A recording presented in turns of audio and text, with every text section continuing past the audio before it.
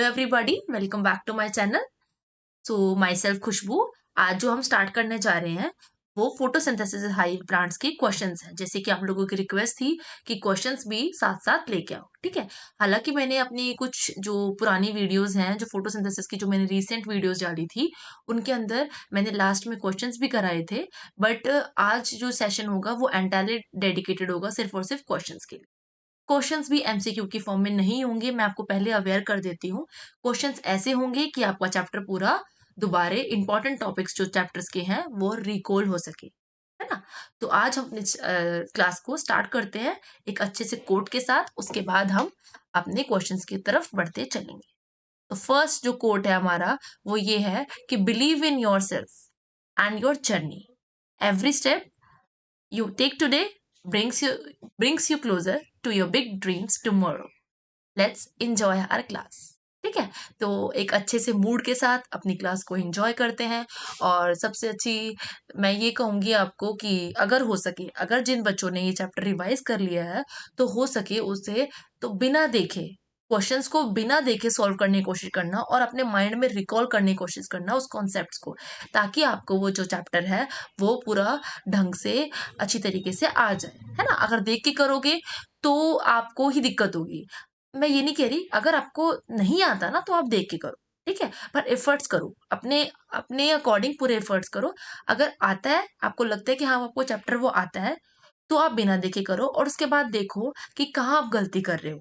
जहाँ पे आप गलती करोगे आप उस चैप्टर को दोबारा रिवाइज करो, ताकि जो आपका चैप्टर है, अगर आपने अभी 50% चैप्टर को किया है तो इन क्वेश्चंस को देख के आप उसको 80 to 90% एटलीस्ट कर लो, है ना, ताकि आपको पूरा कर लो। मैं हमेशा बोलती हूँ कि रिकॉल और रिविजन में एक फर्क होता है। तो मैं आपको हमेशा ये प्रेफरेंस देती हूँ कि आप रिकॉल पे ज्यादा फोकस करो। अभी आपके एग्जाम्स, जब एग्जाम्स बिल्कुल पास में होंगे, मतलब जैसे कि अगर मैं मान के चलूं कि 1 महीना बच जाएगा या फिर 2 महीने बच जाएंगे, तो आप रिवीजन पे ज्यादा फोकस करना। अभी आपको जो कॉन्सेप्ट्स है आपको पूरा रिकॉल करना है अपनी मेमोरी के अंदर, ताकि वो फिट बैठ जाए पूरा, ठीक है। तो अभी हम स्टार्ट करेंगे क्वेश्चन से, और क्वेश्चन से पूरा रिकॉल करते हुए चलेंगे इंपॉर्टेंट टॉपिक्स को, ठीक है।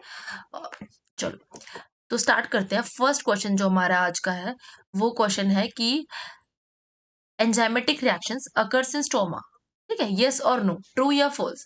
क्या एंजाइमेटिक रिएक्शन स्टोमा में हो रही है? अब देखो, इसके अंदर एंजाइमेटिक रिएक्शंस भी आ गया और स्टोमा भी आ गया। तो पहले तो मैं ये बताऊंगी कि स्टोमा के अंदर कौन सी रिएक्शन हो रही थी। स्टोमा के अंदर कौन सी रिएक्शन हो रही थी? डार्क रिएक्शन हो रही थी। आपको पता है स्टोमा के अंदर कौन सी रिएक्शन हो रही थी? डार्क रिएक्शन हो रही थी।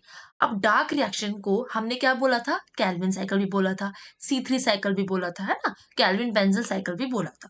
तो उसके अंदर एक एंजाइम काम कर रहा था जो कि बहुत अबेंडेंट एंजाइम बोला था मैंने आपको, कि सबसे मोस्ट अबेंडेंट एंजाइम होता है उसको हम बोलते हैं रूबिस्को, है ना। तो वो एक एंजाइम था। तो ऑब्वियस सी बात है, जो एंजाइमेटिक रिएक्शन हुई स्टोमा में, yes, enzymatic reaction do occur in this stoma, ठीक है। आया समझ में? देखो, एंजाइमेटिक रिएक्शन और स्टोमा से आपने कैल्विन साइकिल को पूरा देखा, उसमें देखा कि कौन कौन से एंजाइम्स काम कर रहे थे।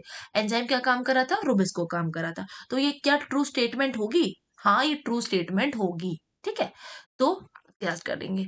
अब दूसरा जो स्टेटमेंट है वो ये है कि जो dark reaction, second statement is dark reaction is light independent reaction. Is it so कि dark reaction light independent reaction होती है?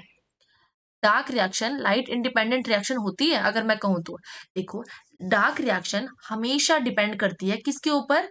ये इंडिपेंडेंट की जगह ये डिपेंडेंट रिएक्शन होती है, जो किस पे डिपेंड करती है? लाइट रिएक्शन के प्रोडक्ट पे, ठीक है। तो लाइट रिएक्शन के प्रोडक्ट पे डिपेंड करेगी। तो ये कैसे हो गई इंडिपेंडेंट रिएक्शन? ये तो नहीं हो गई, तो ये क्या हमारा फॉल्स स्टेटमेंट है। एंजाइमेटिक रिएक्शन वाला कौन सा स्टेटमेंट था हमारा? ट्रू स्टेटमेंट था। स्टोमा में कौन सी रिएक्शन हो रही थी? C3 साइकिल हो रही थी, है ना, C3 साइकिल हो रही थी स्टोमा में, और उसको हम बोलेंगे डार्क रिएक्शन, है ना, डार्क रिएक्शन बोलते हैं हम इसको। एंजाइम कौन सा काम कर रहा था? एंजाइम काम कर रहा था हमारा रूबिस्को, ठीक है। इनसे, इन जो वर्ड से ना आपको पूरा सॉरी पूरा वो रिकॉल होना चाहिए जो मैं आपको बता रही हूँ। आई बात समझ में? अब नेक्स्ट क्वेश्चन ये है हमारा कि जो dark reaction occurs in dark only, क्या ऐसा पॉसिबल है कि डार्क रिएक्शन सिर्फ और सिर्फ डार्क में हो रही है? नहीं, ठीक है। तो ऐसा नहीं है कि डार्क रिएक्शन डार्क में हो रही है। डार्क रिएक्शन लाइट के डिपेंडेंट जो प्रोडक्ट है, लाइट से जो प्रोडक्ट बन रहे हैं उनसे हो रही है, ठीक है। तो इसमें ऐसा नहीं होता कि ये डार्क में हो रही है ना, लाइट का डिपेंड नहीं हो रहा, लाइट के डिपेंडेंट भी है, लाइट डिपेंडेंट प्रोसेस है। बट हाँ, अगर मैं कह सकती हूँ कि ये लाइट की इतनी प्रेजेंस नहीं होती इसमें जितनी की लाइट रिएक्शन में होती है। आई बात समझ में? तो अगर से लाइट डार्क ओनली तो क्या होगा? False statement. आई बात समझ में? अब नेक्स्ट देखो, अब मैं इसके साथ-साथ ना आपको एक कॉन्सेप्ट की जो स्लाइड्स जो हमने पहले लेक्चर्स में कवर किए ना, उसको भी दिखाते चलूँगी ताकि आपके माइंड में विजुअलाइज़ेशन हो जाए कि हाँ, ये हमने कब पढ़ा था। और जिन बच्चों ने ये लेक्चर्स नहीं देखे हैं पिछले, ठीक है? तो उनका ये क्वेश्चन सॉल्व करने का कोई पॉइंट नहीं है यहाँ पर, ठीक है? तुक्केबाजी करने का कोई पॉइंट नहीं है। अच्छी तरीके से पहले पढ़ के आओ ढंग से, है ना? पूरा चैप्टर को ढंग से रिवाइज़ करो, उसके बाद ही क्वेश्चन पे स्विच करना। क्योंकि अगर आप क्वेश्चन सॉल्व करते रहोगे और आपको क्वेश्चंस नहीं आएंगे तो ऑटोमेटिकली डीमोटिवेशन फील होता रहेगा। इसलिए रिवीजन करना चैप्टर का, रिकॉल करना चैप्टर का is most important for solving questions. ठीक है। तो अभी हम देखो, मैंने क्या बताया था? रुबिस्को एक मोस्ट एमिनेंट एंजाइम था अर्थ के ऊपर, ठीक है, जो कि कार्बोक्सिलेशन में हेल्प करा था। ये हमारी क्या थी? C3 साइकिल मैंने बताया था ना आपको, ये वाला। ठीक है। अब हम नेक्स्ट करते हैं। नेक्स्ट क्या है? Dash has more number of chloroplast. किनके पास ज्यादा नंबर ऑफ क्लोरोप्लास्ट होते हैं? अब बताओ मुझे, किनके अंदर ज्यादा नंबर ऑफ क्लोरोप्लास्ट होते हैं? और सुनो, अगर ये बच्चे, अगर सॉरी आप, अगर ये वीडियो आप ऐसे देख रहे हो, 2x की स्पीड पे देख रहे हो, देखो कोई दिक्कत नहीं है, बट पॉज करो, अपने आंसर लिखो, उसके बाद मेरे आंसर्स के साथ मैच करो, तो आपको बहुत ही अच्छी तरीके से क्लिस्टर क्लियर हो जाएगी कॉन्सेप्ट्स। ठीक है। तो ऐसे ऐसे क्वेश्चन करना सीखो, तभी आ पाएगा। तो अभी हम क्या कर रहे हैं? Dash has more number of chloroplast. किसके पास ज्यादा नंबर ऑफ क्लोरोप्लास्ट होते हैं? मेसोफिल सेल्स जो होती है ना, उनके पास ज्यादा नंबर ऑफ क्लोरोप्लास्ट होते हैं। एसेसरी पिगमेंट्स कौन कौन से थे? एसेसरी पिगमेंट्स मैंने क्या बताए थे और मेन पिगमेंट्स मैंने क्या बताए थे? मेन पिगमेंट हमारा क्लोरोफिल ए था, और जो बचे कुछ पिगमेंट थे कौन से थे? क्लोरोफिल बी, जेंथोफिल, है ना, कैरोटिनॉइड्स, ये सारे क्या थे? हमारे एसेसरी पिगमेंट थे। अब याद करो, मैंने एक एग्जाम्पल बताया था कि जो बहुत इंपॉर्टेंट एग्जाम्पल था, मेरी वीडियो के अंदर ही मैंने बताया था आपको। मैंने ये बताया था कि जो मोबाइल है हमारा, जो मतलब सेल फोन है या मोबाइल है, वो एक मेन चीज है। ठीक है। तो मेन है, और एसेसरी चीजें क्या है उसकी? उसका चार्जर हो गया, टेम्पर्ड हो गया, उसका फोन कवर हो गया। मैंने बताया था ना ये इस एग्जाम्पल से। तो मेन क्या है? क्लोरोफिल ए एंजाइम है, और जो एसेसरी पिगमेंट्स है वो क्लोरोफिल बी है, जेंथोफिल्स एंड कैरोटेनॉइड्स है। मेन पिगमेंट तो इन्वॉल्व होता ही होता है, एसेसरी पिगमेंट भी इंपॉर्टेंट होते हैं इसमें। ठीक है। आई बात समझ में? एसेसरी पिगमेंट क्यों इंपॉर्टेंट होते हैं? वो हेल्प करते हैं मेन पिगमेंट की, जो कि अच्छी तरीके से रहे। अब एक बात बताओ खुद, कि जब हम टेम्पर्ड लगाते हैं, ठीक है, मोबाइल के ऊपर है, जब हम टेम्पर्ड लगा रहे हैं या फिर हम कवर लगा रहे हैं, है ना, और तो वो क्या है? बेसिकली वो मोबाइल को प्रोटेक्शन देते हैं। तो जब भी कोई रेज आती है, देखो मैं पूरा कॉन्सेप्ट दोबारा दोबारा बता रही हूँ, ध्यान सुनना। जब भी कोई रेज आती है तो ऐसा तो होता नहीं होगा कि दो रेज आती होंगी, 680 नैनोमीटर की आती होंगी, 700 नैनोमीटर की आती होंगी। ऐसा तो होता नहीं होगा कि फिल्टर होके बस उतनी रेज आ रही है, उतनी ही प्लांट के ऊपर गिरेंगी। ऐसा नहीं होता। तो इसलिए जब भी कोई रेज ऊपर नीचे होती है, मतलब 680 से नीचे होगी या 680 से ऊपर होगी या 700 से नीचे होगी या 700 से ऊपर होगी, जो भी रेंज होती है, उनको एसेसरी पिगमेंट क्या करते हैं? न्यूट्रलाइज कर देते हैं। किन के लिए? पिगमेंट्स के लिए। ठीक है। वो हेल्प करते हैं कि उतना जाए। आई बात समझ में? बोला, बताया मैंने। अब यहाँ पे देखो, अब मैंने बात करी, अब मैं आगे बताऊंगी। देखो, जैसे कि पिगमेंट्स की बताई है ना मैंने बात, पिगमेंट्स की क्या बताई? मेन पिगमेंट कौन से होते हैं हमारे? क्लोरोफिल ए होता है, जो कि ब्राइट ब्लू कलर का होता है। एब्जॉर्प्शन कैसी होती है इसकी? ब्लू और रेड रीजन की होती है। एसेसरी पिगमेंट कौन से होते हैं? क्लोरोफिल बी होते हैं, येलो ग्रीन कलर के होते हैं, कैरोटेनॉइड जो कि येलो ऑरेंज कलर के होते हैं, और जेंथोफिल जो कि येलो कलर के होते हैं। ठीक है। ये प्रोटेक्ट करते हैं क्लोरोफिल ए को from the oxidative photo damage. ठीक है। ऑक्सीडेटिव फोटो डैमेज से वो प्रिवेंट करते हैं, ज्यादा रेज से। ठीक है। आया बात समझ में? ज्यादा लाइट से, सॉरी, है ना। अब हम स्टार्ट करते हैं। सॉरी, जो ये वाला था सेवेंथ क्वेश्चन था हमारा। सेवेंथ क्वेश्चन क्या था? कि फोटो सिस्टम, जो फोटो सिस्टम हमारा वन है, उसकी वेवलेंथ क्या है?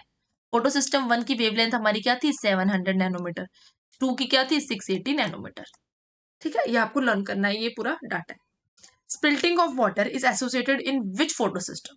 अब दिमाग लगा के बताओ कि जो हमने स्पिल्टिंग ऑफ वाटर, वाटर को हाइड्रोलाइज या वाटर का फोटोलाइसिस किया था, वो किस सिस्टम के अंदर किया था? वो हमने किसके सिस्टम के अंदर किया था? फोटो सिस्टम टू के अंदर हमने किया था। तभी तो आगे जा रहा था ना, वो इलेक्ट्रॉन्स का ट्रांसफर हो रहा था। उसके बाद इलेक्ट्रॉन्स कहाँ कहाँ से मूव करे थे? प्लास्टोसाइनिन से मूव कर रहे थे ना, साइटोक्रोम B6 से जाके प्लास्टोसाइनिन के पास जाके फिर फोटोसिस्टम 1 पे मूव कर रहे थे। आपको पूरा ये साइकिल पता होना चाहिए, ठीक है। फोटोसिस्टम 2 कर रहे थे। अब उसके बाद नेक्स्ट क्वेश्चन आता है हमारा। नेक्स्ट क्वेश्चन क्या आएगा, product of the light reaction. Light reaction के प्रोडक्ट क्या क्या थे, तो आप खुद बताओ। देखो यहाँ पे मैंने लिखा हुआ है, सब कुछ दे रखा है। लाइट रिएक्शन के प्रोडक्ट क्या है, फॉर्मेशन ऑफ एटीपी, NADPH और ऑक्सीजन, ये लाइट रिएक्शन के प्रोडक्ट थे। और यही प्रोडक्ट किसमें यूज हो रहे थे, हमारे डार्क रिएक्शन में, ठीक है। फिक्सेशन, CO2 का फिक्सेशन, और फॉर्मेशन किसका, शुगर का फॉर्मेशन। लाइट रिएक्शन पे डिपेंड करती है कौन, डार्क रिएक्शन, है ना। लाइट रिएक्शन के अंदर हमने दोनों चीज पढ़ी, साइक्लिक फोटोफॉस्फोराइलेशन पढ़ा, नो साइक्लिक फोटोफॉस्फोराइलेशन पढ़ा। अब इससे रिलेटेड क्वेश्चंस क्या थे, product of the light reaction था, कौन कौन से प्रोडक्ट होंगे लाइट रिएक्शन के हमारे, ATP होगा, NADPH होगा, और क्या क्या होगा, ATP, NADPH and oxygen, okay. Main enzyme use in C3 pathway, ये हम कर चुके हैं, क्या बताया, क्योंकि वो क्वेश्चन थोड़ा घुमा के था और ये बहुत डायरेक्ट क्वेश्चन है। तो मेन एंजाइम कौन सा होगा, रुबिस्को होगा, है ना, रुबिस्को होगा। 3 स्टेप क्या है C3 पाथवे के, हमने 3 स्टेप पढ़े थे, कौन कौन से पढ़े थे, फर्स्ट स्टेप कार्बोक्सिलेशन पढ़ा था, दूसरा कौन सा पढ़ा था हमने, दूसरा क्वेश्चन कौन सा पढ़ा था, कार्बोक्सिलेशन पढ़ा था, रिडक्शन पढ़ा था, और रीजनरेशन पढ़ा था, है ना। हमने ये स्टेप पढ़े थे तीनों, ये वाले, ठीक है। और both NADPH and ATP synthesize in which photo system, कौन से फोटो सिस्टम के अंदर NADPH और ATP सिंथेसाइज हो रहे थे। और इसमें भी अंदर बताना है आपको, मतलब साइक्लिक फोटो सिस्टम में हो रहे थे या नॉन साइक्लिक में हो रहे थे। अब खुद बताओ, NADPH और ATP किस में हो रहे थे, नॉन साइक्लिक फोटोफॉस्फोराइलेशन में हो रहे थे, ठीक है, नॉन साइक्लिक फोटोफॉस्फोराइलेशन में हो रहे थे। And non cyclic photophosphorylation is also called as Z scheme. हमने इसको जेड स्कीम बोला था, हाँ भाई हमने इसको जेड स्कीम बोला था। क्यों बोला था, जो रिडॉक्स पोटेंशियल, जो हमारा रिडॉक्स का स्केल होता है उसके ऊपर ऐसे ऐसे इस जेड की तरह बन रहा था, इसलिए हमने क्या बोला था, जेड स्कीम बोला था। इलेक्ट्रॉन का ट्रांसफर जेड की तरह हो रहा था रिडॉक्स स्केल के अकॉर्डिंग, ठीक है। Formation of ATP only takes place in photosystem cycle, photosystem 1 cycle. सिर्फ और सिर्फ ATP का फॉर्मेशन अकेला हो रहा था फोटोसिस्टम साइकिल के अंदर। हाँ भाई, फोटो सिस्टम साइकिल का जो था फॉर्मेशन था, फोटो सिस्टम 1 में जो फॉर्मेशन था सिर्फ और सिर्फ ATP का हो रहा था, ठीक है। तो ये ट्रू स्टेटमेंट हो गया हमारा, आई बात समझ में, ये ट्रू स्टेटमेंट हो गया। आप इसमें भी देख सकते हो आपकी photo system 1, photo system 2, right reaction centre chlorophyll A था, है ना, अलग अलग पिगमेंट्स थे, प्रोटीन्स थे, इसमें भी क्लोरोफिल ए था। फोटो सिस्टम P700 नैनोमीटर की लाइट थी, 680 की थी, मैंने आपको बता दिया ही है ना। और मैंने आपको एग्जाम्पल भी दिया था, है ना, 700 रैंक का और 680 का, सब कुछ रिकॉल हो रहा है आपका ये पूरा। अब हम नेक्स्ट करते हैं, first stable product of C3 pathway. First stable product कौन सा था, ऑब्वियसली बात है, जब मैंने आपको बताया C3 तो मतलब इसके अंदर 3 कार्बन का कुछ बन रहा होगा, तो RUBP था, है ना, RUBP था, राइबोलोज 1,5 बिसफॉस्फेट था, ठीक है, ये था। और उसके बाद first stable product of C4 pathway कौन सा था, C4 है ना, तो ऑक्सैलिक एसिड होगा इसका, ऑक्सैलिक एसिड होगा। डार्क रिएक्शन कहाँ हो रही थी, डार्क रिएक्शन कहाँ हो रही थी, डार्क रिएक्शन हमारी हमने बताया था ना स्टोमा में हो रही थी। लाइट रिएक्शन कहाँ हो रही थी, लाइट रिएक्शन हमारी थाइलाकॉइड मेम्ब्रेन के अंदर हो रही थी, उसमें भी किसमें हो रही थी, ग्रैना के अंदर हो रही थी। ग्रैना क्या थे, स्टैक्स ऑफ थाइलाकॉइड्स थे, है ना। आपको ऐसे पता होना चाहिए कि क्या क्या है क्या नहीं है, ठीक है। जैसे मैं क्वेश्चंस लिख रही हूँ, Calvin cycle occurs in all plants, Calvin cycle सारे प्लांट्स में हो रही थी, ट्रू या false, yes, Calvin cycle mostly सारे प्लांट्स में होती है, ठीक है। और एक क्वेश्चन ये है कि इफ लाइट ऑफ 680 नहीं 690 की अगर लाइट गिरे तो कौन सा फोटो सिस्टम एक्ट करेगा। तो देखो 680 के करीब कौन सा फोटो सिस्टम है, 690 के करीब कौन सा है, फोटो सिस्टम 2 है ना, तो वही एक्ट करेगा मेनली। बाकी अगर मैं कहूँ तो फोटो सिस्टम 2 और फोटो सिस्टम 1 के अंदर इंटरमीडिएट है ये, तो वो दोनों भी रिएक्ट कर सकते हैं, ठीक है, पॉसिबिलिटीज हैं, आई बात समझ में। अब आता है हमारा photo system 1 is located on outer thylakoid. अब देखो कि थाइलाकॉइड मेम्ब्रेन थी ना, जो आउटर थाइलाकॉइड और इनर थाइलाकॉइड, तो आउटर थाइलाकॉइड को ये क्वेश्चन शायद ये हमने शायद टॉपिक नहीं पढ़ा, तो इसमें एक टॉपिक कवर हो जाएगा, छोटा सा टॉपिक है ये। इसके अंदर देखो अपर थाइलाकॉइड, थाइलाकॉइड ऊपर वाला और थाइलाकॉइड नीचे वाला, है ना। तो लो इनर थाइलाकॉइड मैं ये बोल दूं और अपर थाइलाकॉइड मैं ये बोल दूं, है ना? तो इसको हम बोलेंगे, अभी आपको नहीं पता, इसको हम बोलेंगे एप्रेस रीजन, ठीक है, सॉरी नॉन एप्रेस रीजन, ठीक है, इसको हम बोलेंगे एप्रेस रीजन। अब एक बात बताओ, देखो एप्रेस रीजन के अंदर एप्रेस रीजन, अब कोई बच्चा फर्स्ट आया है जिसकी 1 रैंक है ना, तो वो किसी से क्यों ही दबेगा, है ना, उसको तुरंत की तुरंत मेडिकल कॉलेज में एडमिशन मिल जाएगा। तो वो क्या है, वो नॉन अप्रेस्ड है। तो अप्रेस का मतलब है दबना, है ना, तो वो नॉन अप्रेस स्टूडेंट है। तो नॉन अप्रेस स्टूडेंट कौन सा होगा, फोटो सिस्टम 1 होगा। तो फोटो सिस्टम 1 कहाँ पे प्रेजेंट होता है, आउटर थाइलाकॉइड में प्रेजेंट होता है। बिल्कुल सही बात है, ठीक है। अब फोटो सिस्टम 2 कहाँ प्रेजेंट होता है, सेकंड। तो ये मान के चलो कि दब रहा है, ठीक है। तो फोटो सिस्टम 2, तो ये एप्रेस रीजन में प्रेजेंट होता है। ऑब्वियसली बात है ना, 1 से तो दबेगा ही ना सेकंड वाला, तो सेकंड वाला हो जाएगा। इनर, इनर में कहाँ प्रेजेंट होगा, एप्रेस रीजन में प्रेजेंट होगा, जो कि फोटो सिस्टम 2 है, ठीक है। ये टर्म नहीं दे रखी है एनसीईआरटी के अंदर, पर मैंने आपको बता दिया है कि नॉन एप्रेस रीजन और एप्रेस रीजन क्या होता है। अगर मैं नॉन एप्रेस रीजन की बात करूंगी तो वो बाहर की तरफ प्रेजेंट होगा, ठीक है, जो किसी से दब नहीं रहा, जो कि मतलब बहुत ही, जैसे बोलते हैं ना, शक्तिशाली आदमी है, फोटो सिस्टम 1 आदमी है वो, ठीक है। तो जैसे वीआईपी लोग होते हैं, ठीक है।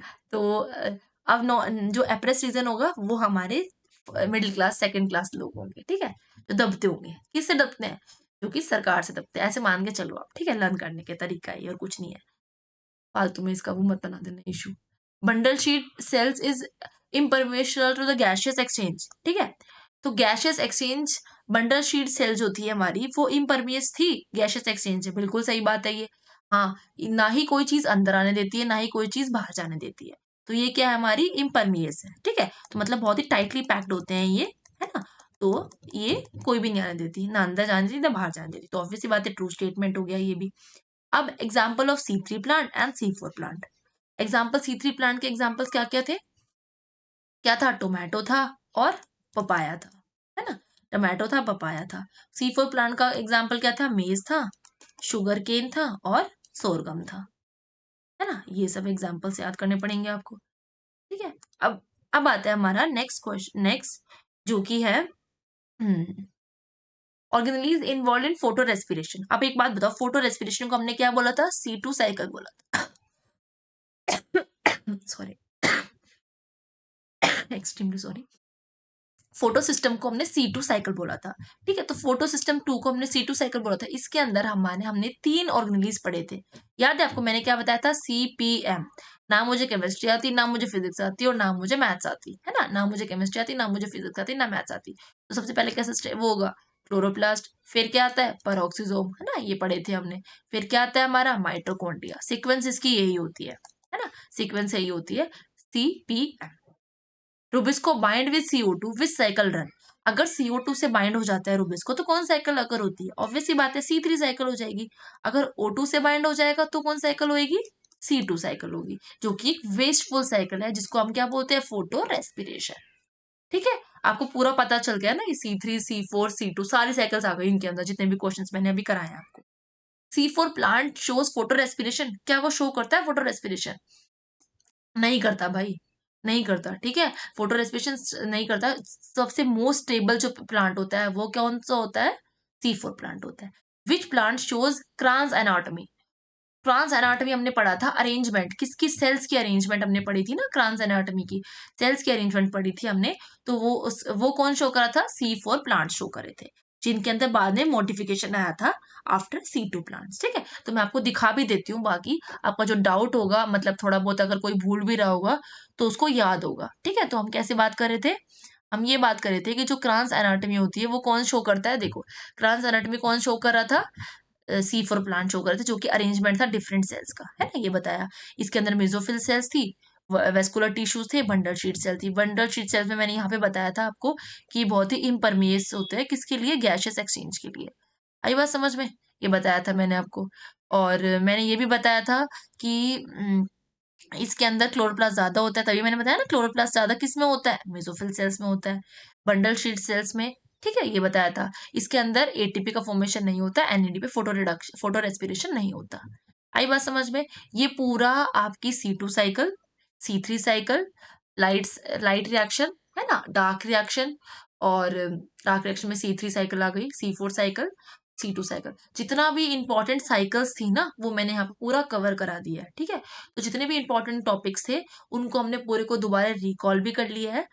आप इन टॉपिक से, आपको ये टॉपिक तो आने आने चाहिए, ये बहुत इंपॉर्टेंट टॉपिक्स हैं, ठीक है। इन टॉपिक्स में से आप कुछ नहीं छोड़ सकते, तो इसलिए इन टॉपिक्स को अच्छी तरीके से रिवाइज करो और जो मैंने क्वेश्चंस कराए हैं उनको पोस्ट करो। पोस्ट करने के बाद देखो कि आपको कितने वो क्वेश्चंस आते हैं, ठीक है, डायरेक्ट आते हैं या इनडायरेक्ट आते हैं, उन सबको आपको देखना है। उसके बाद ही आपको आगे आप अपने आप को एनालाइज करो कि हाँ, आपको कितना आता है, आपको कितना अभी और करना है, और कुछ टॉपिक्स और क्वेश्चंस करो इसके भी, ठीक है।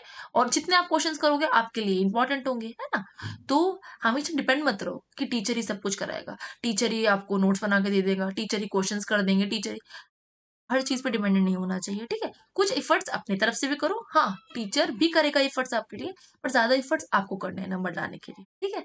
सो मेरी बातों को पॉजिटिव लेना, ठीक है, कुछ भी ज्यादा नेगेटिव लेने की जरूरत नहीं है, और मैं बिल्कुल बहुत ही सही बोल रही हूँ, क्योंकि एफर्ट्स आपको भी करने पड़ेंगे, ठीक है, और हम भी आपके साथ एफर्ट्स करते ही करते हैं।